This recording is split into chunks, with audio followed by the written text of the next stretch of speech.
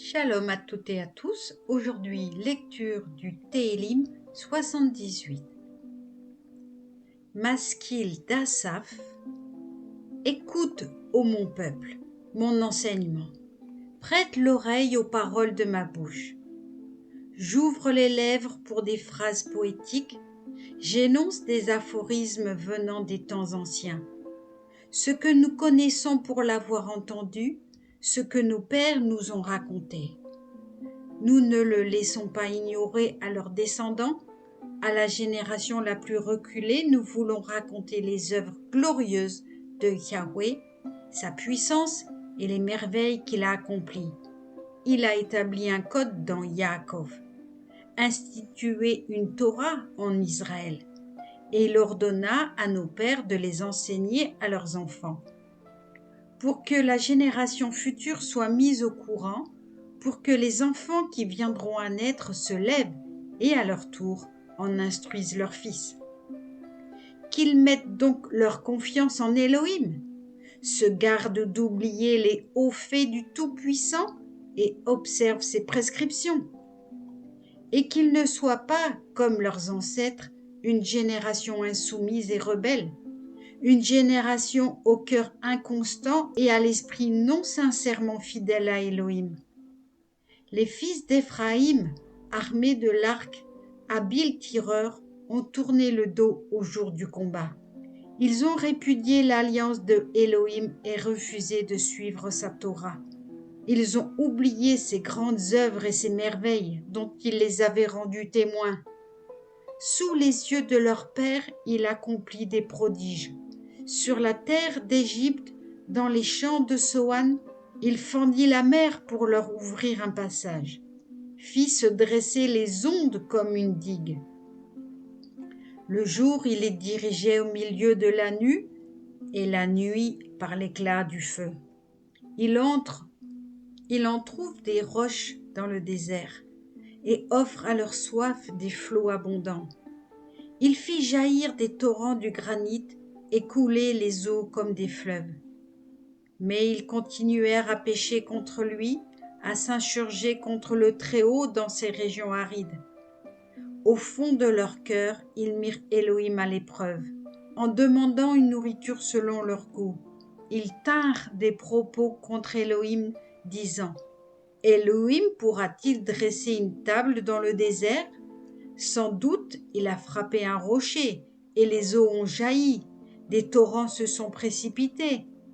Pourra-t-il aussi donner du pain ? Sera-t-il capable d'apprêter de la viande à son peuple ? C'est pourquoi Yahweh, les ayant entendus, s'irrita. Un feu s'alluma contre Yaakov, et sa colère s'éleva contre Israël, parce qu'ils n'avaient pas eu foi en Elohim, ni témoigné de leur confiance en son secours. Il commanda aux nuages d'en haut et ouvrit les portes du ciel. Il fit pleuvoir sur eux de la manne comme nourriture et leur octroya du blé céleste. Tous eurent à manger de ce pain de délices. Il leur avait envoyé des vivres à satiété. Puis il abattit le vent d'est sous les cieux, et sa puissance déchaîna le vent du midi.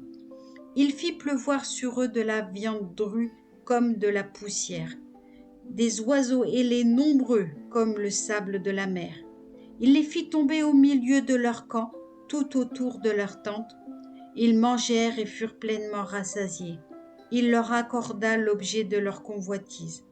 Eux n'avaient pas encore assouvi leur désir, la nourriture était encore dans leur bouche, que la colère d'Élohim s'éleva contre eux. Il en décima les plus vigoureux et coucha à terre les gens d'élite en Israël. Malgré cela, ils péchèrent encore et n'ajoutèrent point foi à ses merveilles. Il mit donc fin à leurs jours par un souffle et leurs années par des coups soudains. Quand il les faisait ainsi périr, ils le recherchaient. Venant à récipiscence, ils se mettaient en quête d'Élohim. Alors ils se souvenaient que Élohim était leur rocher, l'Élohim suprême, leur libérateur. Ils l'amadouaient avec leur bouche en paroles, ils lui offraient des hommages menteurs. Mais leur cœur n'était pas de bonne foi à son égard. Il n'était pas sincèrement attaché à son alliance. Mais lui, plein de miséricorde, pardonne les fautes pour ne pas consommer des ruines. Bien souvent, il laissa sa colère s'apaiser et n'a garde de déchaîner tout son courroux. Il se souvint donc que c'étaient des faibles créatures, un souffle qui s'évanouit sans retour. Que de fois ils s'insurgèrent contre lui dans le désert et l'offensèrent dans ces lieux solitaires. Il revenait sans cesse à la charge, mettant à l'épreuve le Tout-Puissant et défiant le Saint d'Israël. Ils étaient oublieux de la puissance, oublieux du jour où il les délivra de l'ennemi, car il fit éclater ses prodiges en Égypte et ses miracles dans les champs de Soan. Il changea en sang leurs fleuves et leurs cours d'eau ne furent plus potables. Il lança contre eux des bêtes malfaisantes pour les dévorer, des grenouilles pour les ruiner. Il livra leurs plantations aux locustes et le produit de leur travail aux sauterelles. Par la grêle, il fit périr leurs vignes et leurs sycomores par les giboulées. Il abandonna leur bétail en proie à la grêle et leurs troupeaux au ravage de la foudre. Il lâcha sur eux le feu de sa colère, courroux, malédiction et fléau, tout un essaim d'anges malfaisants. Il donna libre cours à sa colère, ne les préserva pas eux-mêmes de la mort, mais les fit succomber victimes de la peste. Il frappa tout premier-né en Égypte, les prémices de leur vigueur dans les tentes de Cham. Il mit en marche son peuple comme des brebis et les conduisit comme un troupeau dans le désert. Il les fit avancer en sécurité, sans qu'ils eussent rien à craindre, alors que la mer s'était refermée sur leurs ennemis. Il les amena sur son saint territoire, sur cette montagne acquise par sa droite. Il chassa des peuplades devant eux, leur en distribua le pays par lot héréditaire et établit dans leurs tentes les tribus de Israël.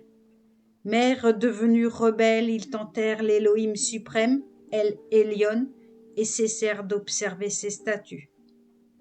Ils se dévoyèrent, devinrent infidèles comme leur père, se retournèrent comme un arc perfide. Ils irritèrent Élohim par leurs hauts lieux et par leurs images sculptées, allumèrent sa jalousie. Élohim entendit et s'emporta, eut un profond dégoût d'Israël. Il délaissa la résidence de Silo, le Mishkan qu'il avait établi parmi les hommes. Il laissa s'en aller en captivité sa puissance et sa gloire tomber entre les mains de l'ennemi. Il livra son peuple au glaive et s'emporta contre son héritage. Ces jeunes gens, le feu les dévora, ces jeunes filles ne connurent aucun chant d'hyménée. Ces prêtres tombèrent par l'épée et ces veuves ne pleurèrent point.